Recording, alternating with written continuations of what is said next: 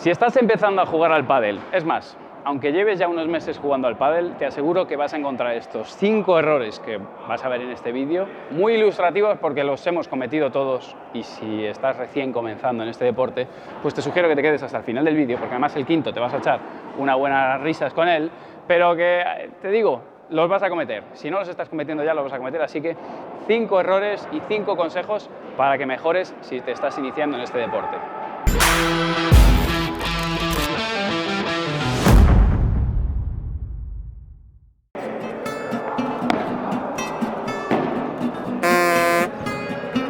Y parece exagerado, pero os prometo que este error lo comete mucha gente. Lo llamo la táctica del guardaespaldas.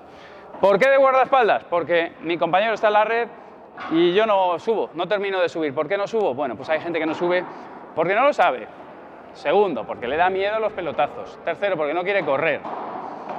Cuarto, porque está intentando ayudar al compañero, eso es lo que dice, ¿no? Pero bueno, la táctica de guardaespaldas porque siempre está por detrás del jugador que está en la red. ¿Qué es lo que te recomiendo? Mirad, estáis viendo la pista, ¿vale? La zona comprendida aproximadamente desde aquí, imaginaos si esto fuera un semáforo, esto sería rojo, esta zona sería ámbar, así a grosso modo, y aquello de allí sería verde. Esa es una manera de ver la pista, ¿vale?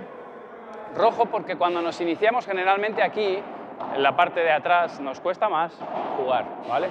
Porque generalmente es más fácil jugar en la red. En cualquiera de los casos, en esta zona ámbar, ¿vale? Más allá de que vosotros en lugar de un rojo aquí tuvierais un verde, porque os gusta defender, lo que es cierto, y casi es universal en el principiante, es que la zona de medio es la zona donde casi todas las pelotas botan. Si botan las pelotas son muy difíciles de gestionar, los jugadores profesionales lo hacen bien, pero nosotros no nos iniciamos jugando bien en esta zona. Por lo tanto, ¿qué os recomendaría? Que o estamos aquí donde tenemos el apoyo de los cristales, o estamos en la red donde tenemos la posibilidad de ganar y de tocar la pelota por encima de la altura de la red. Si sacas, has de subir. Y este es uno de los motivos por los que, además, el saque de pádel no es un misil. Va girando mucho y tal, pero no buscamos que sea un misil. ¿Por qué? Porque si no, no me da tiempo a subir. Así que la táctica del guardaespaldas, mándale este vídeo a todos esos amigos tuyos que la llevan a cabo y vamos con el siguiente error. Vamos con el siguiente de los errores, el siguiente de los consejos. Si te estás iniciando, que te tengo que dejar claro. Mirad, hay una norma en pádel, ¿vale? Esto es la cintura y esto es la cadera, aprox, ¿vale? Cada uno lo coloca en un sitio, cada uno la tiene a una altura y sobre todo la cadera para uno, la cintura para unos está aquí y para otros está aquí, ¿vale? Depende de qué jugador seas. Pero sí que es cierto que está limitada. Y esto a veces da mucho miedo y hay jugadores que realmente hacen el saque excesivamente bajo. Vamos al ejemplo.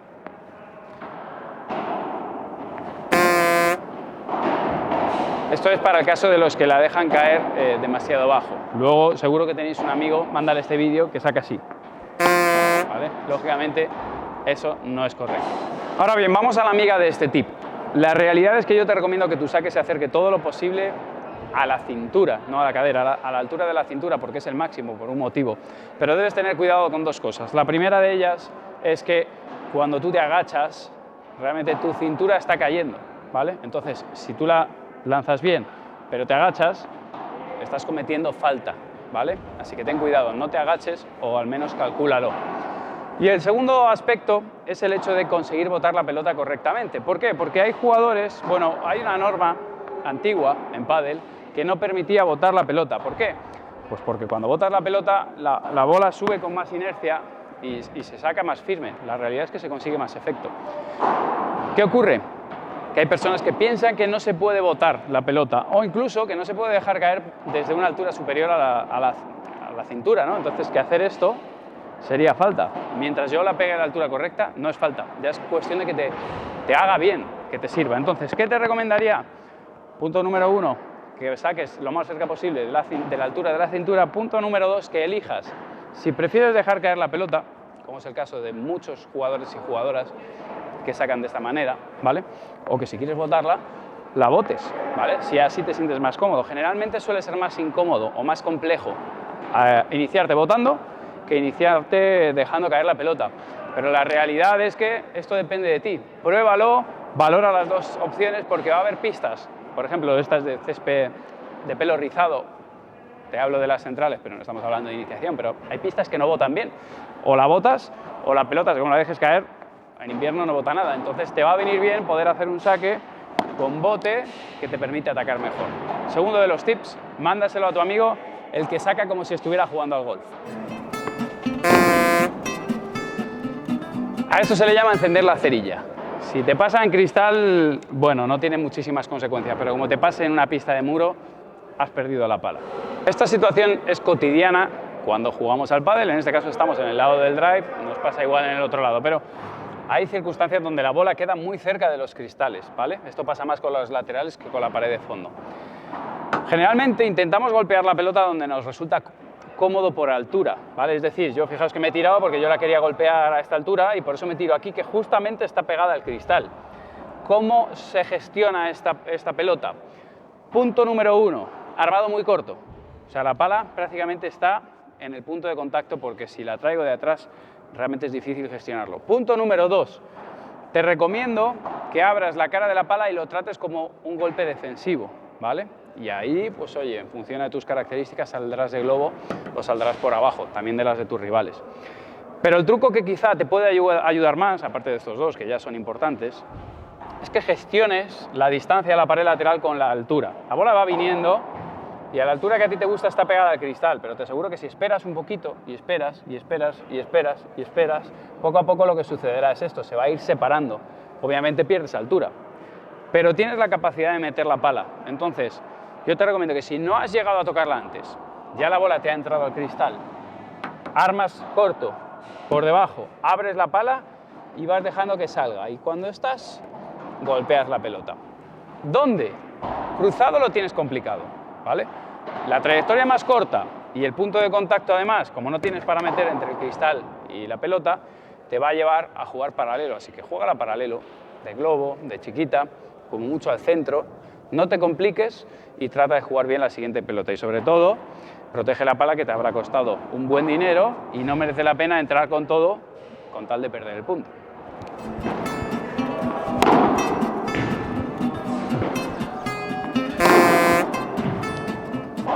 Seguro que tienes un amigo que es primo de Rafa Nadal, como acabáis de ver ahora, y esto es un error que nos pasa a todos los que venimos del tenis y comenzamos a jugar al pádel. En el tenis tenemos armados amplios, este backswing nos sirve para conseguir mayor potencia, jugar listado, pero cuando venimos a pádel, realmente ahora me están tirando la pelota con tiempo, pero cuando viene rápida de verdad, con alguien voleándome, no voy a poder ser efectivo con esos armados tan amplios. Por lo tanto, ¿cuál es mi recomendación? En pádel, los armados son cortitos, se realizan casi a la misma vez que hacemos la unidad de giro y no pasan mucho más atrás de esta profundidad. Es decir, cuando ya la mano ha pasado por detrás del cuerpo, por aquí, con el codo cerquita del cuerpo, es por donde trabajamos. Una buena referencia para tener claro hasta dónde llega es esta. O sea, en el armado, el codo no debería, en una pelota plana, no debería dejar caer la pelota. En un armado cortado, ahí sí, ¿vale?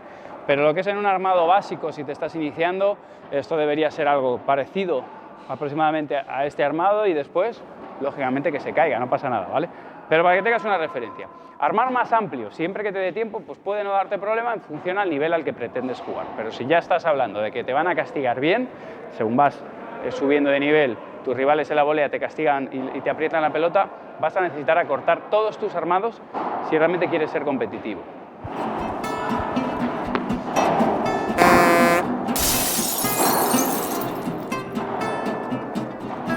¡Perdón! Head Pro S. Ejemplo exagerado, sí, pero seguro que tenéis algún amigo que ha hecho algo parecido a la bestialidad que acabo de hacer ahora. El amigo jugador o tú que te juegas todas las salidas de pared. Recomendación. La salida de pared es un tiro ofensivo, por más que lo hacemos en el fondo de la pista, pero se tiene que cumplir dos consignas. La primera de ellas, la situación ha de ser cristal, pelota y el jugador en el medio, ¿vale? Tengo que estar colocado entre la pelota y el cristal. En el caso de que no sea así, como ha sido en el ejemplo, si la pelota me queda atrás, yo no puedo atacar, estoy defendiendo. Y en este caso te recomiendo un globo, ¿vale? Así que, primera de las premisas, que el globo que me viene del otro lado genere rebote, que es lo que intentamos que no suceda cuando tiramos el globo, ¿vale? Entonces, es un tiro ofensivo, pero depende. Segundo de los factores que os digo que repercute en que pueda ser ofensivo o no con la salida de pared, la altura. De nada me sirve que efectivamente la pelota me quede delante se me queda baja. Aquí la puedo atacar. Aquí tendré que jugar un tiro lento. No te digo que no puedas atacar con una chiquita, ¿vale? Pero no puedo jugar rápido, si no pasa lo que acabo de hacer yo.